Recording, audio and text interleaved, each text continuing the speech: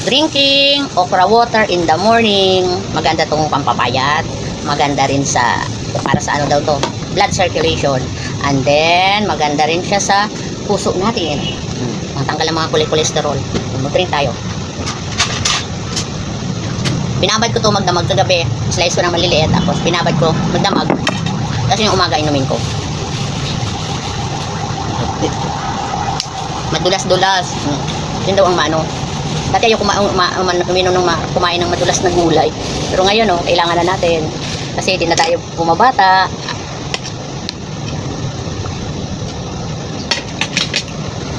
Drink okra water in the morning. Babad ko pa ulit mamaya. And then, mamayang tanghali. Dan bukas, another na naman. Isang piraso lang to na okra. Dinayat-gayat ko lang. Bye-bye po. Thank you. Dito tayo. Bye-bye po. Thank you. Bye po, thank you. Drink ka rin? O, drink water. Drink din siya.